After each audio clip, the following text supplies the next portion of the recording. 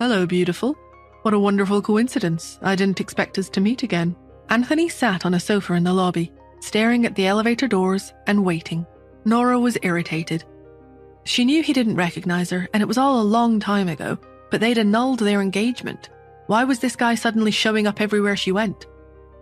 Anthony didn't notice her annoyance and said with a smile, "It seems like we're destined to be. Surely you'll tell me your name."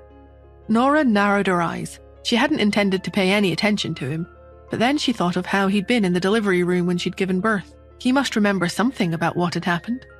Perhaps she could sound him out. Isabel Anderson. Anderson was her mother's surname. Anthony's eyes lit up. "Are you free, Miss Anderson? How about a coffee? There's a cafe next door." She nodded in agreement, and he eagerly set off. "Just this way, Miss Anderson. By the way, where's your sister?" She frowned slightly. "My sister?" "Yes, that little girl with you at the airport yesterday. You only look about 20. You can't possibly have a daughter that age, right?" He clearly thought he was being charming. Nora kept quiet. She couldn't explain and risk revealing who she was. "It's just as well she's not here. She won't bother us. The cakes from the cafe are pretty good. You can bring some back for her." The way to impress a woman is to please everyone around her, thought Anthony smugly. Nearby, Justin, who'd been inspecting the hotel, stared at them coldly. Behind him, Lawrence, his assistant, sneered. "That woman's too much, Mr. Hunt. Never mind that she deliberately approached Pete to meet you. Now she's flirting with someone else. What is she up to? And she referred to her daughter as her sister when she was lying to that man. I don't see her putting in that much effort when she was lying to you." Justin's expression darkened. A sharp look flashed across his deep-set eyes, and the temperature of the entire lobby seemed to drop a few degrees. He said frostily, "Look her up." "Yes, sir." After walking into the cafe, Nora found a table by the window. She quickly turned the topic of conversation to Anthony's engagement. He was keen to explain himself. "I'm not really a scumbag, Miss Anderson. You don't know how ugly she was. Her face was so fat you could barely see her eyes. When she walked, it was like the whole place shook. But the worst of it was she ended up pregnant with another man's child. How could I possibly marry her? I didn't trust her." Nora drifted off as she listened to him.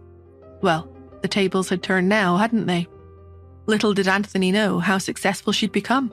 She just needed to get her son back, and her life would be complete. I really hated the Smiths' behaviour. If it wasn't for them, I wouldn't be humouring Angela now either. Anthony realised he'd said too much, so he quickly changed the subject, looking flustered. "Oh, why am I saying such things? Where are you from, Miss Anderson?" Nora made up an answer. "New York." "The Andersons from New York?" Anthony swallowed hard. That was a powerful family, even more so than the Hunts. Anthony was impressed. He fawned over her even more. "I didn't realize you came from such a wealthy family. No wonder you're so elegant and charming." Nora ignored his attempt at a compliment and continued to sound him out. "I heard that your fiancé gave birth to a child 5 years ago, but it was abandoned. I'm really curious. Where did that child go?" Anthony was dismissive. "That's just a rumour, Miss Anderson. No one was abandoned. My fiancé took the child abroad." What the Smiths had announced publicly at the time was that Nora had given birth to a baby girl.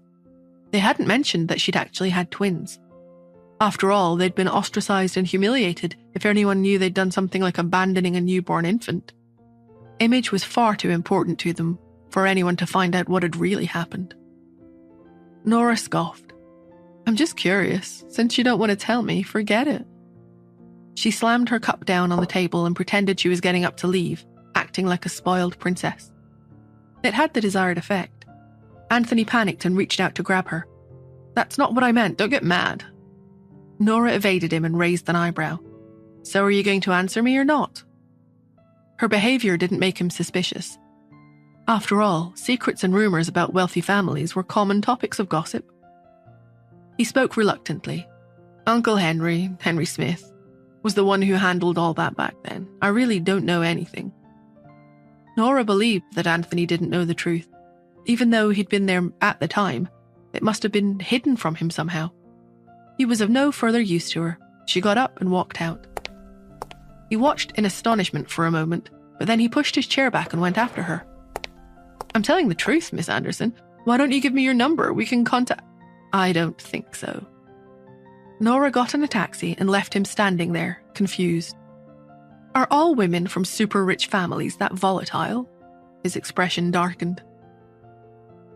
Nora contacted some private investigators she knew in California to look for more information. It was evening when she finally dragged herself back to the hotel, exhausted. As soon as she opened the door to her room, she heard Cherry's side of an involved online conversation with another child. The princess is here. Everyone step aside. You're to escort her. Okay. Do you want to try my cannon? Hey, silly. Tank the damage from the defensive tower. Go. I'm out of health points. Hey, why are you running? Tank the damage for me and I'll be able to get the 5 kills. I'll die. Oh, come on, you wuss. It's only a game. What are you so afraid of? Who's that kid she's playing with, though? Has Nora's busy lifestyle exposed Cherry to more dangers? To know more, listen to the next episode. Or install the Pocket FM audio app and listen to the entire series. Don't forget to like, subscribe, and share.